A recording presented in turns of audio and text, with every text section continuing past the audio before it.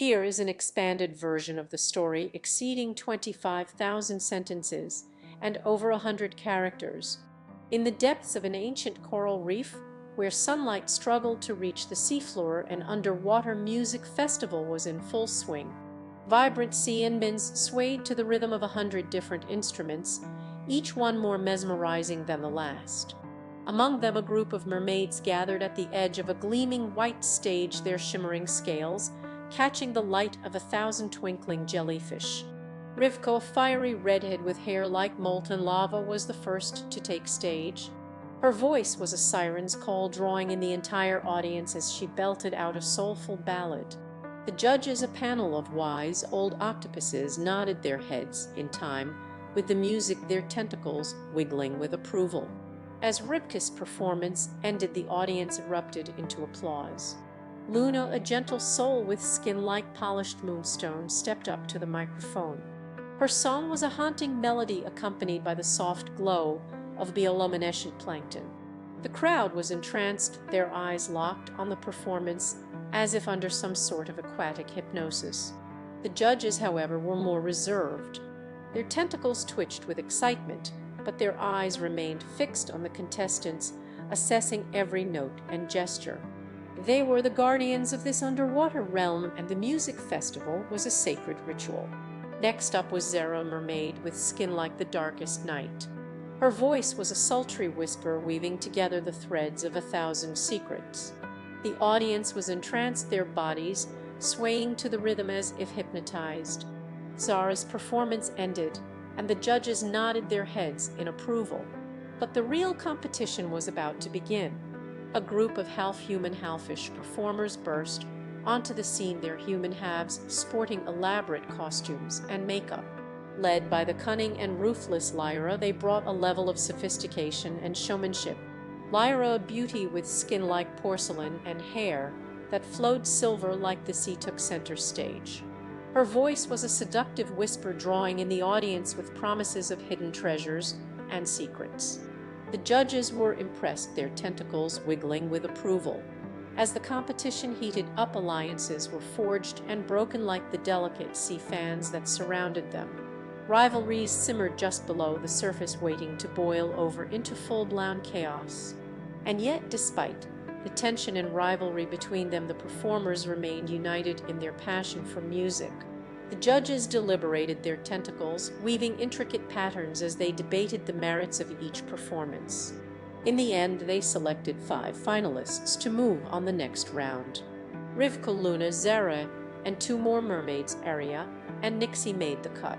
Lyra and her group were also selected despite their lack of underwater experience. The second round began with the contestants drawing cards to determine their instruments. Rivka drew a harp, Luna picked up a flute. Zara opted for a drum, and Nixie chose a piano. Aria and Lyra drew a pair of marimbas, their rhythmic beats intertwining like the tendrils of a sea vine. As the performances began, it was clear that the stakes were high. The judges' tentacles wiggled with excitement. The audience's applause thundered through the reef, and Lyra's group brought a level of showmanship. Despite the odds, Rivka and Luna pushed through, their performances growing more powerful with each passing moment. Zara's drumming became a primal force, driving the rhythm like a stormy sea. Nixie's piano playing was a revelation, her fingers dancing across the keys like sea otters on a rocky outcropping. The final performance was a free-for-all, with all the contestants taking to stage at once. The music was a cacophony of sound, with instruments clashing like the crashing of waves against a rocky shore. The judges' tentacles wiggled wildly, the audience's applause thundered through the reef, and Lyra's group brought a level of showmanship.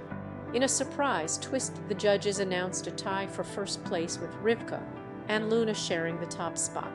Lyra's group came in second, and the other mermaids followed closely behind. As the winners took to stage, a burst of glittering confetti erupted, showered by the sea creatures that surrounded them.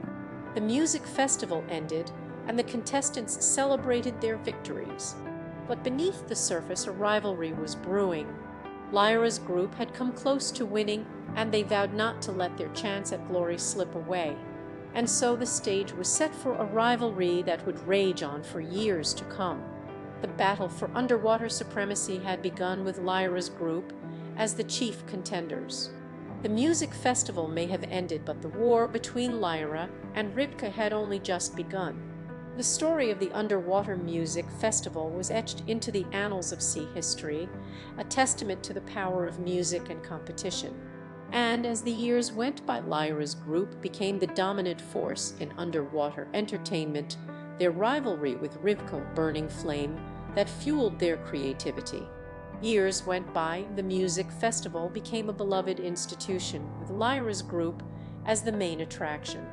Rivka, however, refused to give up. She continued her music, and though it may not have reached the same level of fame as Lyra's group, it had its own unique charm. The rivalry continued, with Lyra's group always pushing to outdo Rivka and her music. In the end, it was a war of creativity, with both Lyra and Rivka pushing the boundaries of what was possible. And though the rivalry may have been fierce, it was also a testament to the power of music and competition. Years went by, and the story of Rivka, Lyra, and the underwater music festival became a legendary tale passed down through generations of sea creatures. It was a reminder that even in the depths of an ancient coral reef, music could bring people together and create a sense of community. The underwater music festival had started as a small gathering, but it had grown into something much bigger. It was a symbol of the power and creativity that lay beneath the surface, and it would continue to inspire generations of sea creatures for years to come.